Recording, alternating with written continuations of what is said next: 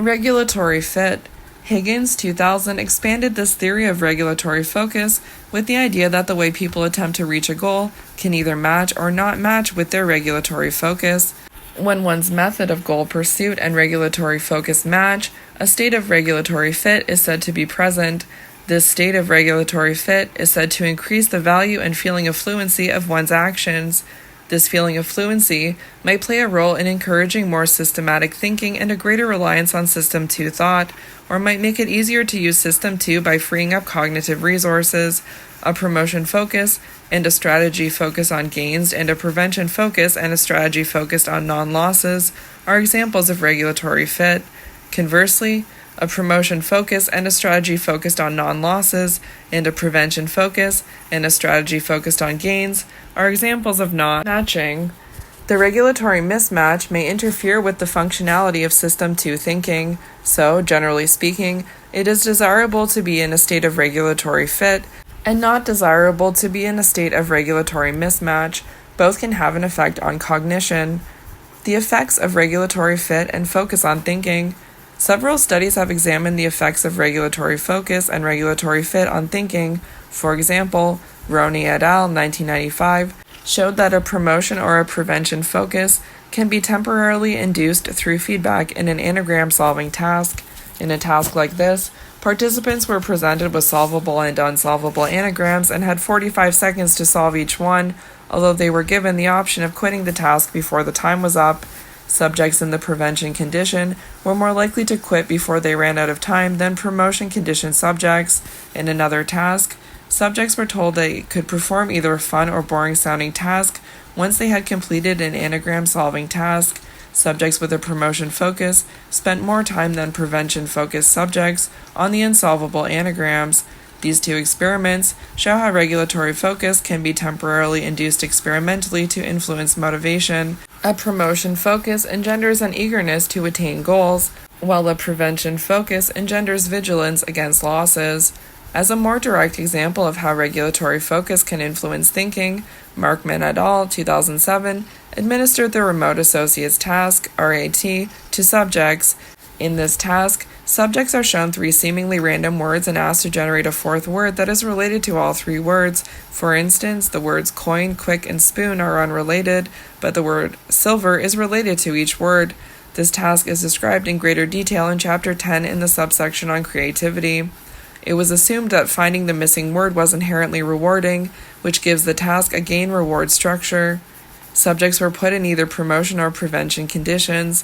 Markman et al. Predicted that regulatory fit, promotion, gain, subjects would solve more items and would solve more difficult items than subjects in the regulatory mismatch, prevention, gain, condition. Subjects were given either a promotion or a prevention focus upon entering the experiment. Promotion subjects were told that if they performed well on an unrelated task, they would be entered into a draw for $50. Prevention subjects were told that if they performed well, they wouldn't lose their entry into the draw for $50. Items were divided into easy, moderate, and difficult groups. It was found that subjects in both conditions solved the same number of items. However, subjects in the regulatory fit condition, promotion, gain, solved a greater proportion of hard items than regulatory mismatch subjects, prevention, gain. Subjects in the prevention condition solved more easy items than promotion-focused subjects. While this only shows the influence of regulatory fit in a gains situation, it shows that regulatory fit can be manipulated to affect learning and cognitive research. Other work has examined the effects of regulatory focus on classification learning tasks that measure hypothesis testing and rule acquisitions. These are behaviors associated with System 2 thinking. Maddox et al. 2006 argued that in addition to the feeling of fluency that Higgins argues comes from regulatory fit also increases cognitive flexibility. Flexibility is defined as an increase in ability or willingness to try different strategies for the purpose of achieving a goal. This increase in flexibility is relative to subjects in a regulatory mismatch condition and is in contrast to the strategy of making gradual incremental changes to achieve a goal.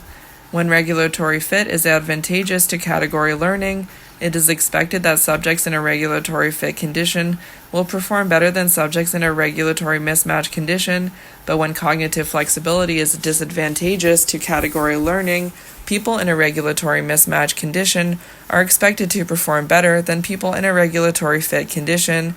To test this fit flexibility hypothesis, Maddox et al. Used 3 classification learning task structures where cognitive flexibility is either advantageous or disadvantageous for category learning.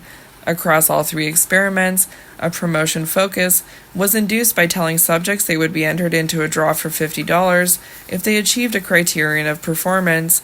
A prevention focus was induced by telling subjects they would lose an entry into a draw for $50 if they failed to reach a criterion of performance.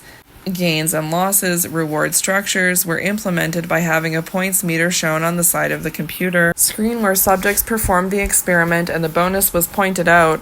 The gains point meter started out empty, and for each correct response the point meter increased, filling up with points as subjects approached the bonus.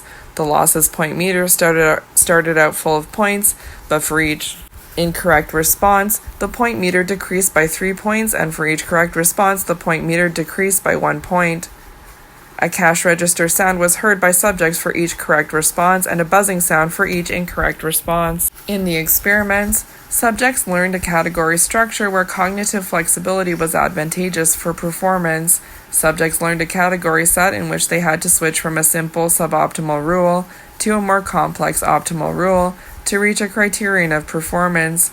Maddox et al. Reasoned that subjects in the regulatory fit conditions would perform better than subjects in the regulatory mismatch condition.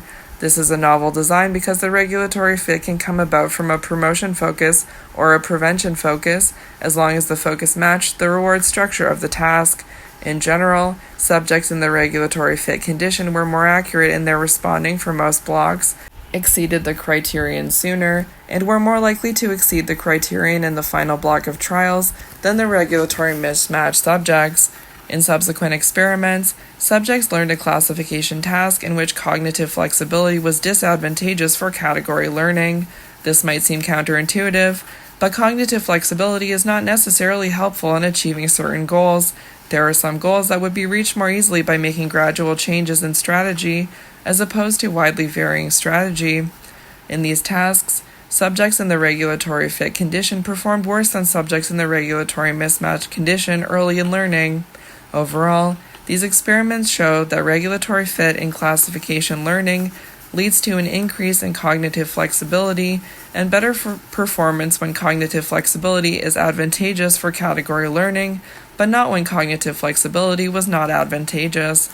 Classification learning is a task that can make use of System 1 and or System 2 thinking, depending on the nature of the task.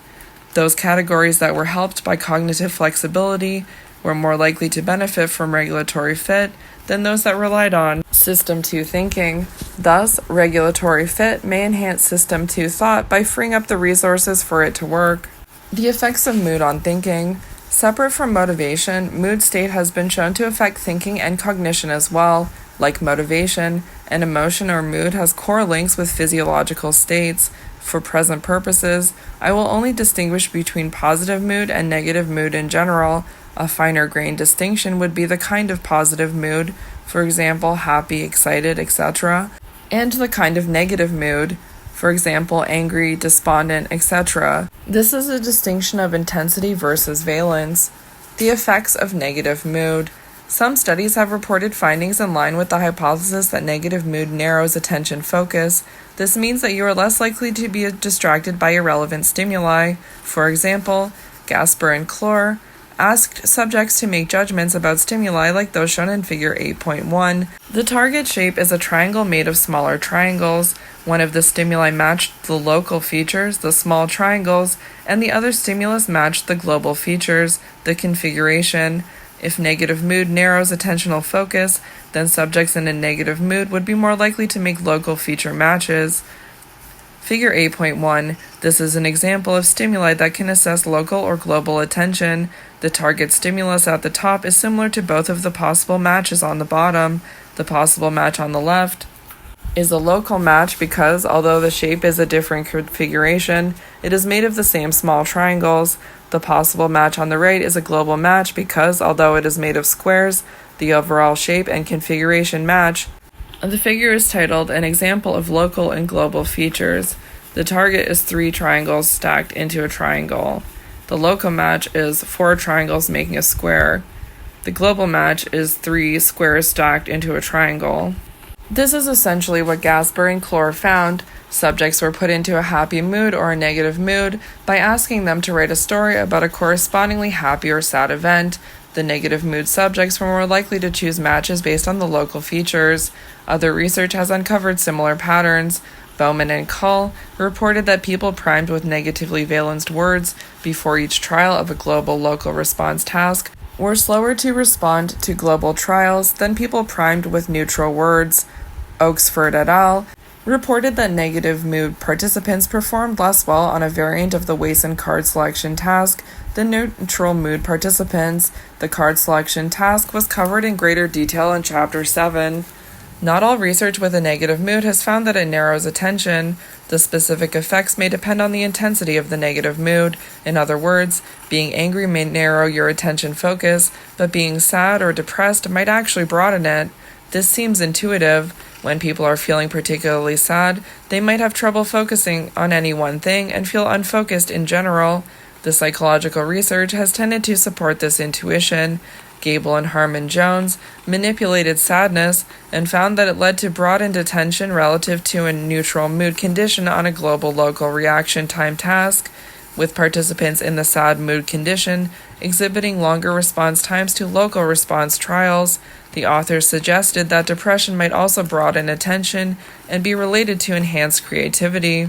In line with this hypothesis, von Hecker and Meiser found that university students who reported higher levels of current depressive symptoms performed the same as students with lower levels of self-reported depressive symptoms on a word recognition task, but students with high self-reported depressive symptoms were more likely to correctly remember the color of the frames around the words, indicating that they noticed non-essential elements of the task better than students with lower levels of self-reported depressive symptoms.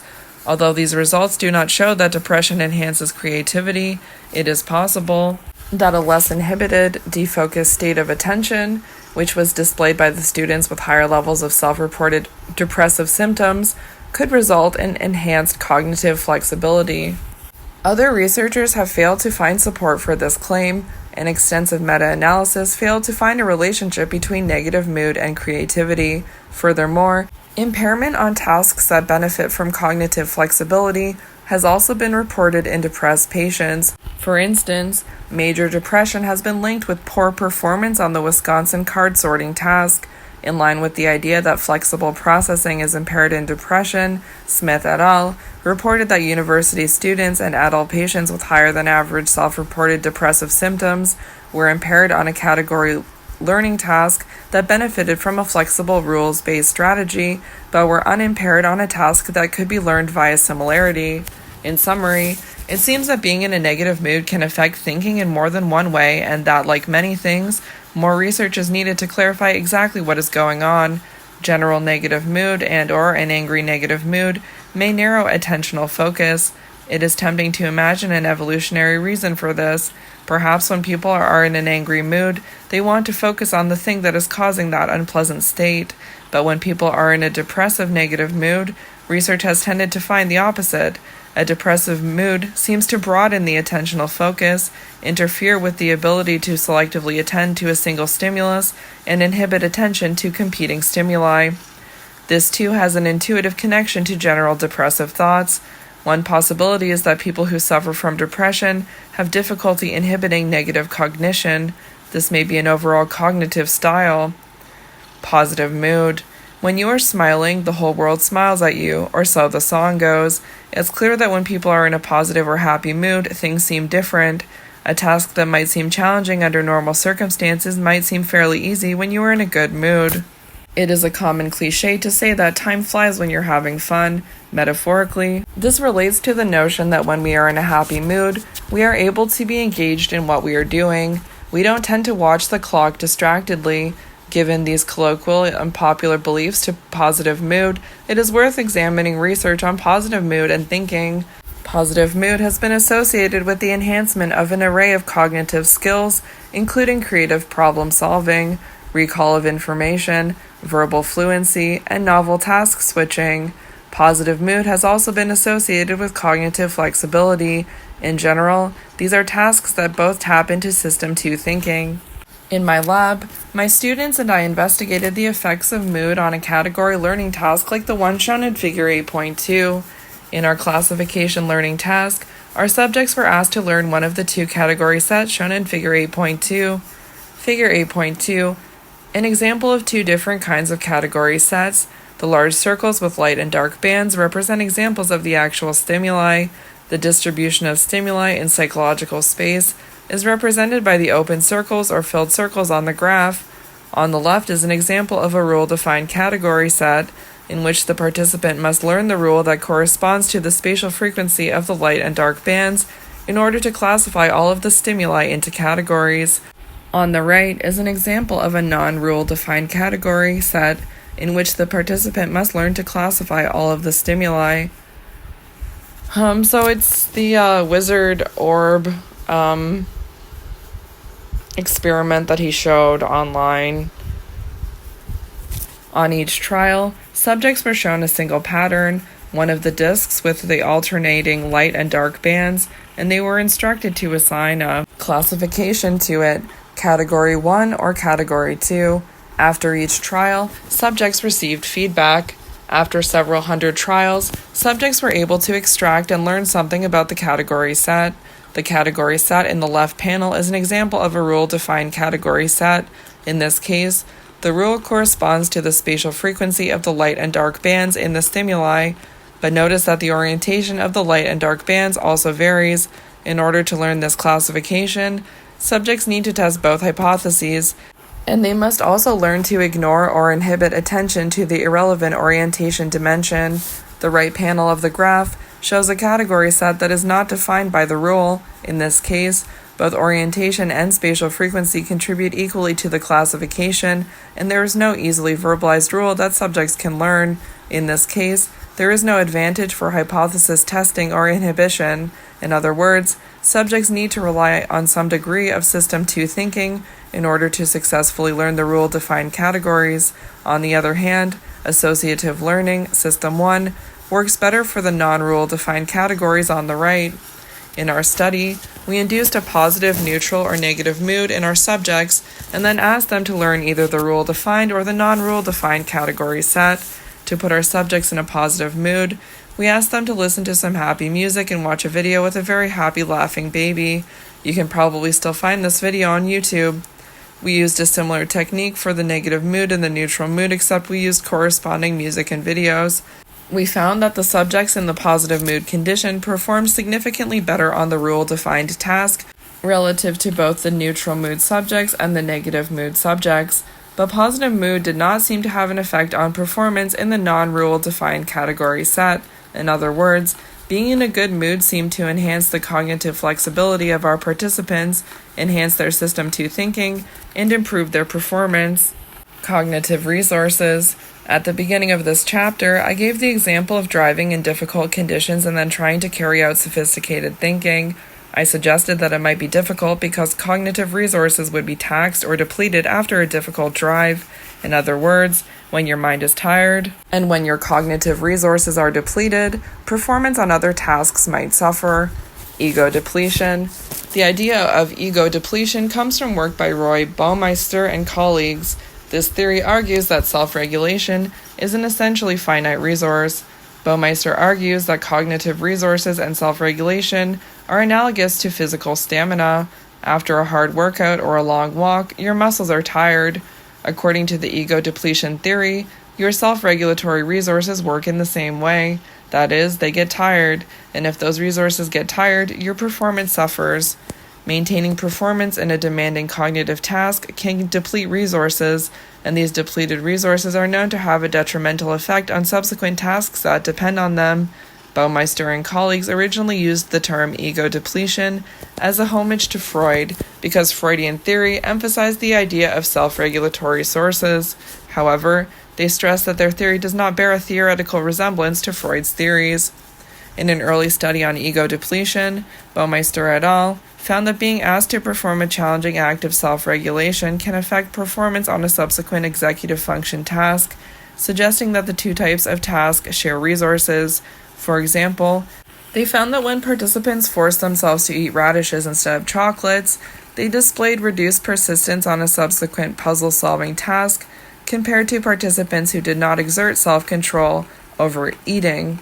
In other tasks, subjects were asked to watch movies that would normally elicit a strong emotional reaction. In the ego depletion manipulation, those subjects were asked to suppress any emotional reaction or distress. They displayed impaired subsequent performance at solving anagrams. In my lab, some of my students and I carried out a category learning experiment that was similar to the mood induction and category learning task described earlier. In other words, we relied on a classification task in which some subjects were asked to learn a rule-defined task, like the one shown in Figure 8.2, and others were asked to learn a non-rule-defined task. We also manipulated the ego depletion state of our subject. Some subjects were asked to write a story with no restrictions, the control condition, or without using two common letters, the ego depletion condition. Resource-depleted participants performed more poorly than controls on the rule-defined task, but did not differ from controls on the non-rule-defined task, suggesting that self-regulatory resources are required for successful rule-defined category learning. Our study was consistent with much of the other research on ego depletion and suggests a correspondence between ego depletion and System 2 thinking. Concerns about ego depletion. The original idea of ego depletion has been a very influential theory, but some of the research has come into question, and at the time I was writing this second edition, many psychologists argued that it might be an unstable effect with limited use. The reason is that many of the core effects have not been replicated. That is, some labs have been able to find evidence for ego depletion, but others have not been able to reproduce the effects. For example, a large multi-lab study attempted to replicate a specific effect of ego depletion, that concentrating on crossing out letters in a text will interfere with the subsequent task that requires inhibitory control. Although the original paper found the expected effect of ego depletion, a meta-analysis of the replication attempts did not. More recent work, with more rigorous controls and larger sample sizes, has demonstrated that ego depletion is still a robust effect, and criticized the earlier replications for not being methodologically sound. I wish I could write about ego depletion more decisively, but in my opinion, this issue is not settled. This is a good example of psychology as a science. As more data are acquired, we need to update our theories and models. Ego depletion may prove to be stable with some additional constraints, or we may arrive at a better explanation of the phenomena. Summary. The topics in this chapter covered thinking in different contexts, but behind the scenes, these contexts revealed the possibility of two different systems being responsible for human thought. System 1 is involved in making fast, instinctive, and intuitive decisions. At the same time, System 2 is involved in making slower, more deliberative decisions. Sometimes a contextual or cognitive factor can interfere with one or the other system, and this can have beneficial or deleterious effects on cognition. For example, negative mood can focus attention and may encourage vigilance in a task, but only certain kinds of negative mood have this effect. An angry negative mood may sharpen attention, but a depressive negative mood seems to have the opposite effect where attention is broad and vigilance is challenging.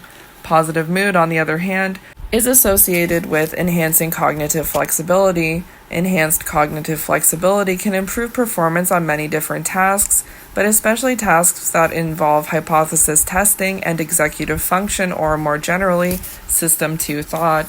Motivation also has several different effects on thinking. For example, if your motivational focus is one in which you seek to achieve gains and it matches with the environment, then this match can encourage cognitive flexibility and may enable System 2 to operate more efficiently.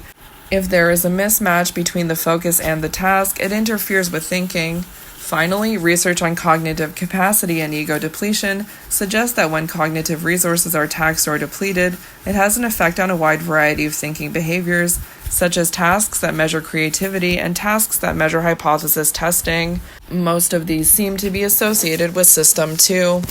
A major caveat to much of this is that there are now significant questions in the field around the stability of some of these findings. Many of the more dramatic demonstrations of ego depletion and the larger literature on social priming have been unable to be replicated satisfactorily. Does this mean that the theory of ego depletion is no longer viable? Maybe, but it could also mean that our understanding of the effects of context, motivation, and mood on thinking is still evolving. Theories that attempt to explain an effect without a solid grounding in stable constructs can run into difficulty when they are updated and modified to explain new effects, but the new data and more rigorous methodology will improve our understanding of human behavior.